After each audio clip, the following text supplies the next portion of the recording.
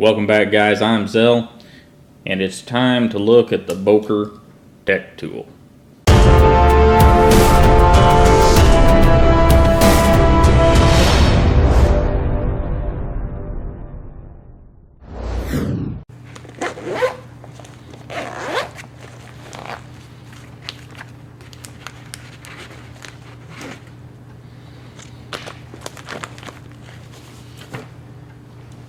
Yep, guys, that's exactly where my Boker Tech-Tool resides. And here we have the Boker Tech-Tool City 5. You may be asking yourself, why would Zell have a Boker Tech-Tool? He talks about Swiss Army knives pretty regularly. And yes, I do. I like my Swiss Army knives, but my favorite Swiss Army knives are those 58mm ones. And I kind of like the cadet size, but for a full-size Swiss Army knife, this right here, this pocket clip, makes the Boker Tech-Tool a worthy competitor to Victorinox's line. So let's get into it. First off, we have our big flat screwdriver, bottle opener, and wire bender and stripper. Next up, we have what's kind of interesting. We have our serrated blade and a smaller flat screwdriver, and that's as far as it opens, right there. And I kind of get it. It gives you a little bit of a curve here, and if you got the knife in your hand like this, it would be better for cutting rope, but it's a little odd. It's not a knock on it, just odd. And scissors. And these scissors work very, very well. And something to note here, Victorinox uses a little spring that sets in here between the two blades of your scissors. Boker is using the back spring, and logic tells me that that should last longer. Only downfall here is the Victorinox spring is replaceable. This one won't be. However, you shouldn't have to replace it. And also, I said one downfall, there's two. Secondly, the scissors move. If you watch here, as you open and close them, they move. I haven't found that to be too terribly annoying, but some of you might. Next up, we've got the saw. And that saw blade, guys, I have not used it. I need to go out and use it, and I will. But that is one mean looking saw, and I would just assume it works great. And pliers. That's one reason that this thing is in my first aid kit. The pliers they do move like the scissors, but they're fairly heavy duty for a small knife like this. Fairly equivalent with what Swiss Army gives you. And they work pretty well. Now they do use the back spring again, so they do move as you're opening and closing them in relation to the back spring, but they still work pretty good. Alright, now here is the fingerprint riddled star of our show. And that is our blade. It's made out of 12C27 Sandvik steel. Now, does that mean that it's better than the steel that Victorinox uses? I don't know. But at least it is a named steel instead of the mystery stuff that Victorinox gives us. And I've sharpened it, as you can see. And going through the sharpening process, all I can really tell you is it's a slightly harder steel than what Victorinox is using, or more wear resistant. And that should translate to better edge holding, but I'm not for sure. I don't have enough time with the knife using it because it stays in my first aid bag. And of course, back here we have our corkscrew. Something that bugs me here is where's our little bitty screwdriver that Victorinox usually slides up in there. Seems like a miss. We could have had that and it would have been great. And we have our awl, and this is designed very similarly to the Victorinox. Now that we went through the tools, let's get a good look at the knife. One of the major differences here is G10 Scales. And these are nice, they feel nice in the hand, and they do their job well. But it does mean that we lose our toothpick and our tweezers. Because these are solid slabs of G10, they're not milled out on the inside so that we could slide the tweezers or the toothpick down in there. And I think that's a miss. Sometimes I think these people that design these knives don't really look at what people use out of the knife. I mean, on this knife, the average person is probably going to use the scissors, the knife, the pliers, and that's really going to be the general use items. The other stuff is there for utility. And if you go to a Swiss Army knife, that little set of tweezers is invaluable sticking in there. If you get, anything, bee stings, a splinter, whatever, those little tweezers are just super useful, and Boker has omitted them here. However, they did give us a glass breaker. And the glass breaker is placed pretty well. If you were to clip this thing in your pocket, it stays out of the way. It's not something that's going to eat at you or grab your hand. And I'm going to take this thing off camera for just a moment, put it by the microphone, because I want you to hear the spring. Victorinox tells us that you can tell a Swiss Army knife by the sound of the spring, by the strength of that spring is what they're trying to say. And I don't have an equivalent size Swiss Army knife here with me today, but we're going to run this by the microphone and let you listen to it.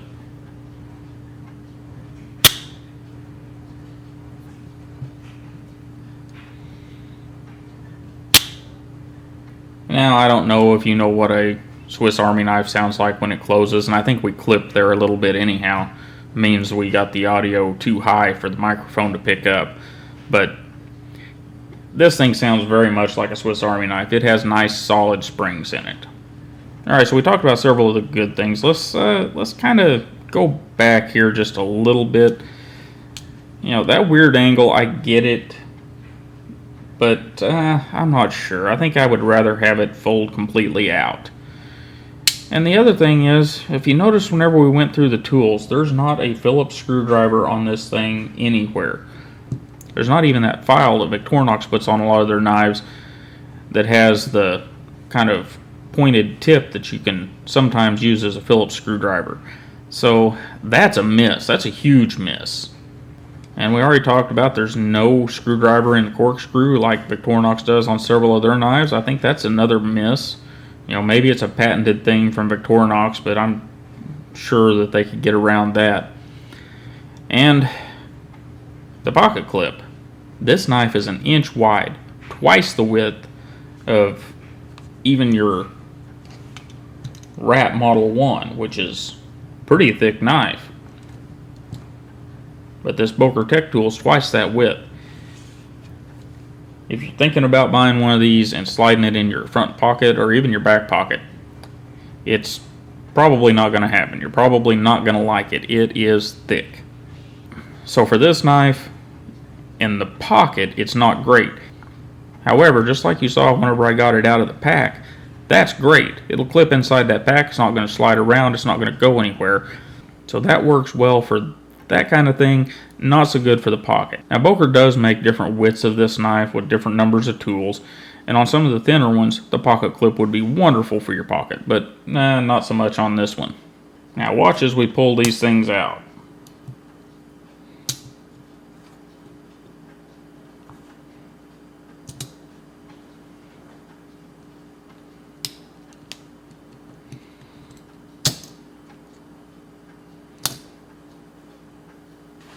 See something a little odd there? I don't know that it really makes a difference, but all the tools except for two fold out to one side of the knife. And that's very un-Victorinox-like. Is it an issue? No, I don't think so. It's just something that's a little interesting, a little odd. And while we have it open here, we do have this little lanyard thing. And while I do kind of like the idea that Boker lets us fold it in like this, there's a problem. See how that right hand pocket clip screw right there is setting up higher than the one on the end? Well, that's a fit and finish issue. If I screw that in flush, and then I try to push this in here, it causes all kinds of problems with the alignment of the knife. So you've got to leave this screw unscrewed, I don't know, a couple of threads, and it makes, I don't know, a 1/16 of an inch difference between this screw and this screw. And that kind of bothers me. I know that's nitpicking a little bit, but yeah, if we're going to design a knife, let's make sure everything can be flush. Now, I haven't taken the pocket clip and moved it down here to see if the same thing happens here.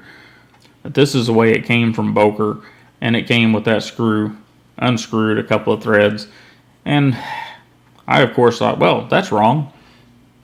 Tightened it back down, and then the knife didn't work right. So anyhow, that's kind of a what the heck thing there. And as we already talked about, why are there no toothpick and tweezers? I think that's a huge miss, especially the tweezers. However, we do have a multi-tool knife, Swiss Army style, with a pocket clip. And that in itself is enough to almost erase some of the sins this knife commits.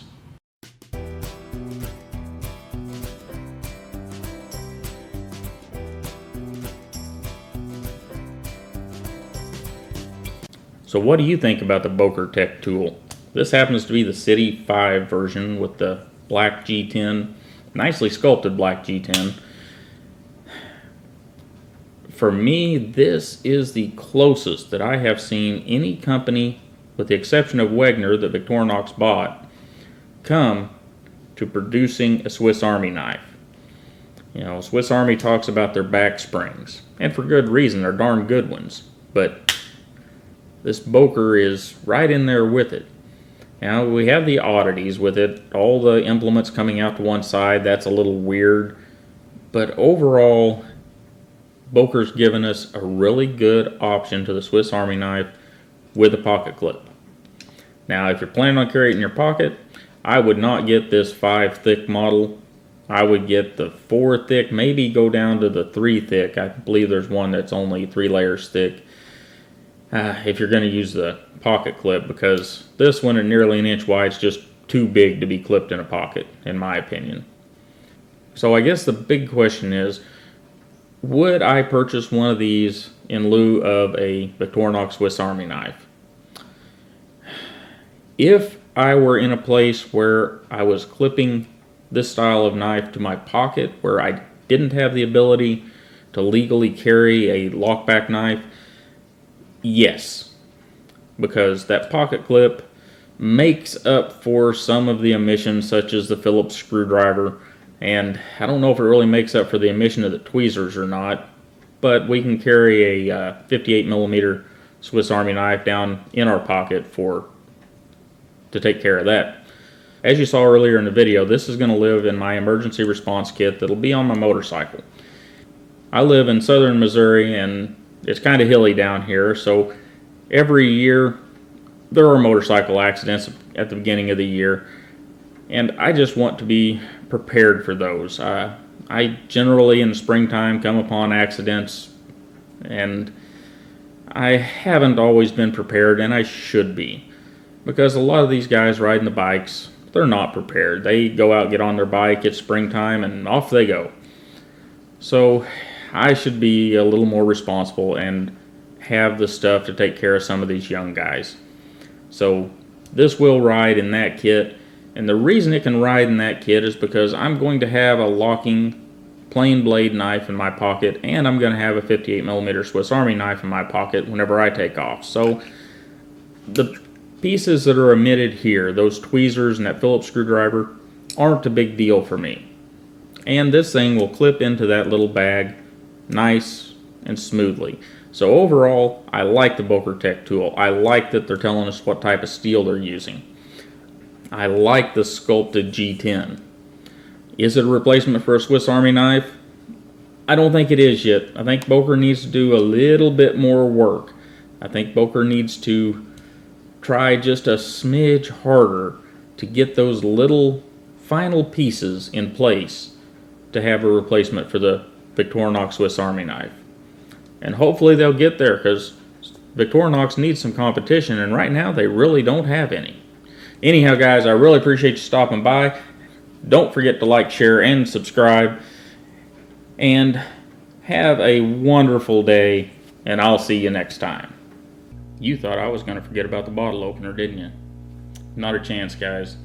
We have a different company making a knife with a bottle opener, so we of course have to test it out. And we have some Oatsmobile Ale. I'm not joking about the name. It's from Bell's Brewery in Comstock, Minnesota.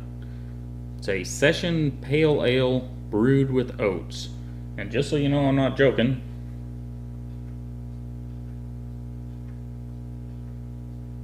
Oatsmobile.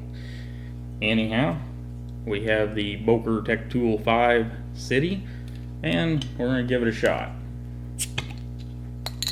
And it works, because I think they pretty much copied Swiss Army's bottle opener to a T. Have a great day, guys.